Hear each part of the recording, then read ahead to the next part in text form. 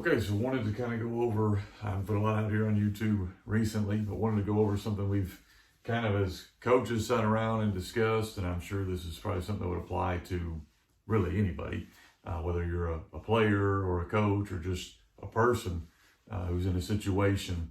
But I call this the talent and entitlement scale.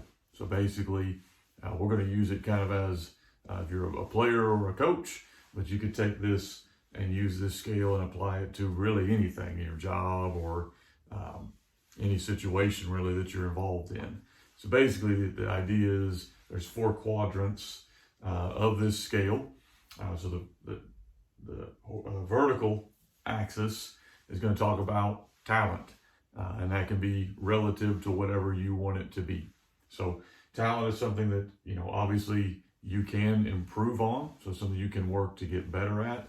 But a lot of times we're pretty much born with kind of a certain ratio of where we're going to be on the talent scale. So talent obviously running from low to high. Okay. The second part of the scale is what I would call like entitlement.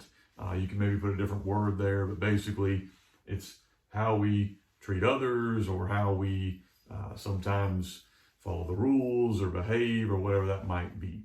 Okay. So entitlement, obviously, the perfect person that doesn't exist is going to be as far as they can on the left and have zero entitlement. That'd be almost selflessness, okay?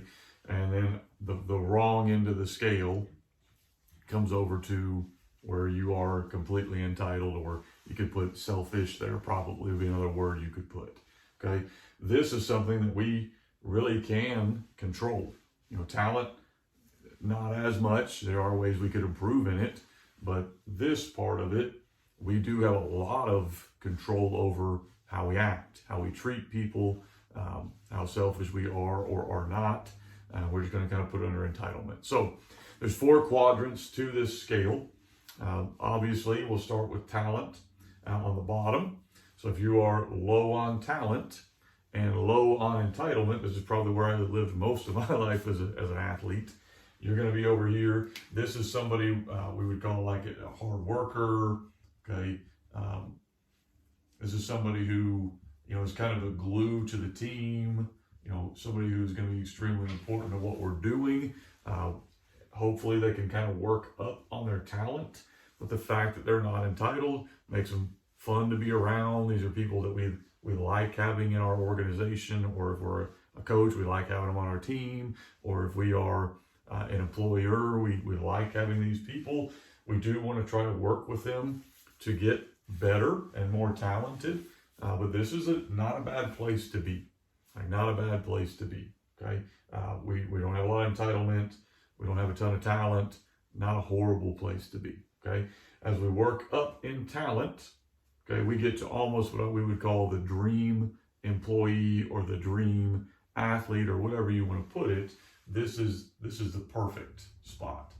Okay, this is somebody who is a team leader. A lot of times they're going to be a captain, okay, or they're going to be somebody we want to model other employees towards, but they're going to be high in talent, and then they're going to be low in entitlement. These are what if you're anybody, you want to be around these people. Okay, there aren't very many of these walking the planet like that are really, really talented, that have managed to keep away from being entitled or being a little selfish, okay?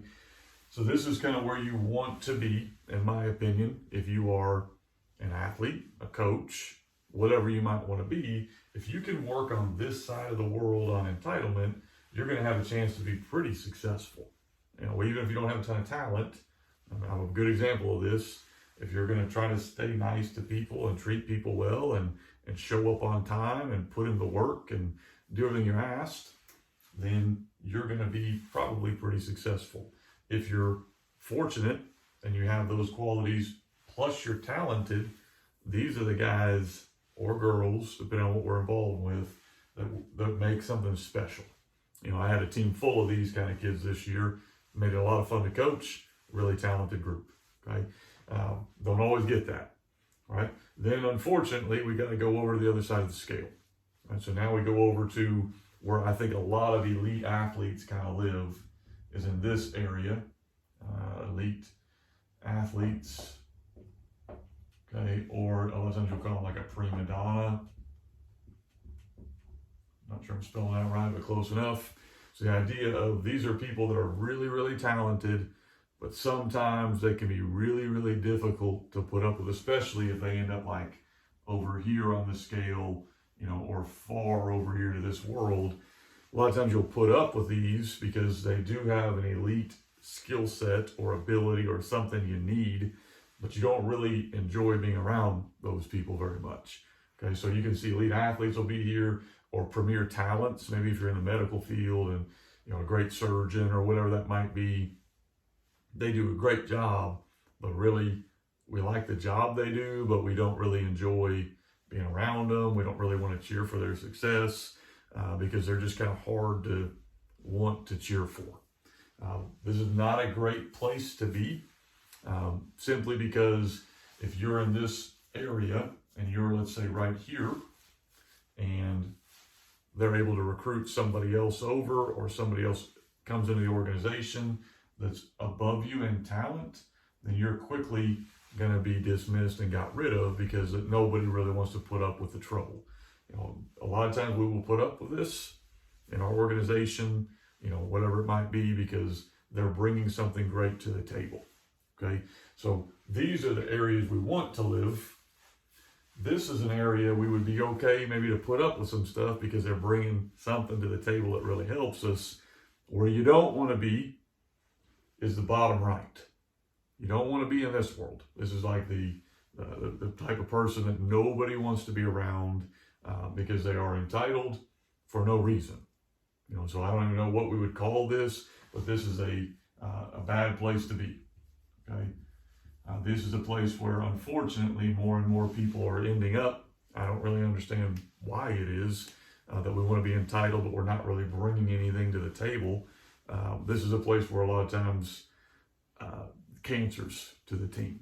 You know, we're not really bringing a great talent. These guys might be kind of a cancer to the team, and that becomes really hard to deal with. This is an area where you don't really understand it. We're causing problems, but we're not really bringing anything else to the table. Really don't want to be anywhere on the right side of the chart. But if we are going to be on the right side of the chart, we better have something we're bringing. You know, if you're down here, not really a good place. Something I like to show, we talk about with our coaches a little bit. And as a coach, the same thing. So it's not just a player's deal, it's as a coach, or like I mentioned, if you work somewhere else, you got to think about where am I on this chart? Perfect world, we're right here. Worst case scenario, we live down here. If you are not super talented, case in point me, we want to make sure that we're over here where we are doing things right. We're showing up on time, we're putting in the extra work, we're helping our teammates, or we're helping our co-workers, or whatever that might be successful. These people generally are going to do pretty well. These people will do well as long as they're the most talented person in the room. The minute that stops, the minute they're not the most talented, they're usually going to fail pretty quickly because they don't really know how to do the skills that you had to learn over here to handle that. Don't know how to handle losing. Don't know how to handle not being the best. Okay? And unfortunately, the worst place to be is down here, where unfortunately a lot of times we see people and we don't really understand, why are you entitled? There's nothing really that's being brought to the table. So scale to just think about as you're working with people in anything. If you're in the coaching world, definitely a scale to think about for yourself as well as your team. You know, where is your team?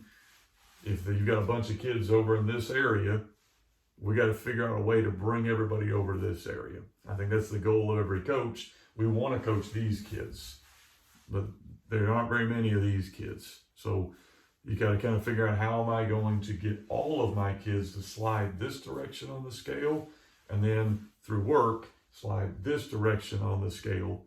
So we want to kind of pull kids from here to here, which should let them go to here.